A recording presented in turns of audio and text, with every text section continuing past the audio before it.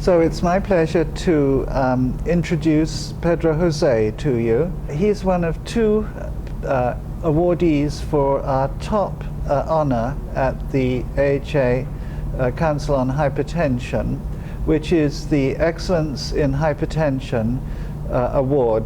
And this has an extraordinarily strong pedigree. It's marvelous to look back at previous awardees and see what an honor it is to be selected to be among them. And it's a special pleasure for me that Pedro Jose is this year's awardee because we've worked together so closely for many, many years, and we share a parent university at Georgetown where we've both done most of our work and work very closely together. Dr. Jose is a pediatrician, but has increasingly spent his time devoted to research and built up a very comprehensive program of research which has focused on dopamine and its role in hypertension and fluid handling in the kidney, and increasingly in human hypertension. And although his talk is going to be on a new subject this afternoon, I'd like to start asking him a little bit about this system for which he's so well known and which has been so important to our understanding of hypertension. So Pedro, could you describe how dopamine and its signaling is involved in hypertension? And it's a complicated question, I know, but give us a little bit of insight, if you can, about the role of dopamine in the proximal tubule in hypertension. Yes, well, thank you. First of all, I thank the American Heart Association for giving me this award. And I'm talking to a previous awardee. And it's really a great pleasure to be here. Now, when somebody eats, the food usually contains salt. And in general, the body is already in balance. So the excess salt that you take has to be excreted. And that the kidney does it very well. Now, for the kidney to get rid of that salt, the kidney has to filter more, but in addition, the tubules have to absorb less. As it turns out, 50% or more of the sodium that is excreted following an ingestion of a certain amount of salt is due to dopamine produced by the kidney, specifically the proximal tubule. What is important to consider here is that dopamine in the kidney is produced by the proximal tubule and not by nerves. And dopamine in the kidney is independent of dopamine produced elsewhere, including the brain. In other words, the brain goes crazy because there's too much dopamine. The kidney is not affected because the kidney makes its own dopamine.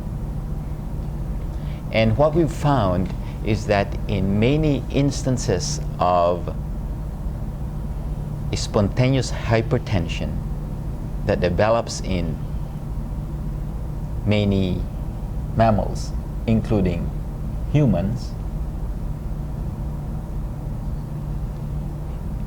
may be due to abnormalities in one, dopamine production, and two, dopamine's mechanisms of action to help the kidney get rid of the excess salt. And as it turns out, there are genes that regulate the dopamine receptor. As you know, our favorite gene is G protein coupled receptor type 4. Polymorphisms of this gene have been associated with human essential hypertension. And expressing these human variants of GRK4 in mice causes hypertension. Thank you. You can see that's a very comprehensive analysis of the very, very complicated system, and taken you many years to get to this point of understanding. So congratulations. So I think you've also done some studies with your colleagues to look at the functional role of the dopamine system in hypertension with blockers, etc. What have they told you about its role in hypertension more specifically? The genes, of course, give you a lovely mechanism, but what about the actual use of dopamine agonists and antagonists?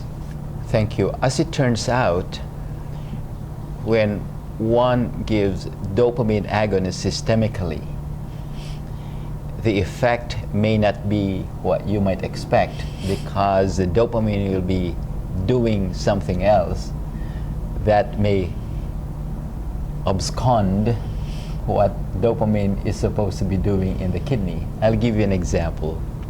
If you give dopamine, depending upon what dopamine receptor is going to work on, you can activate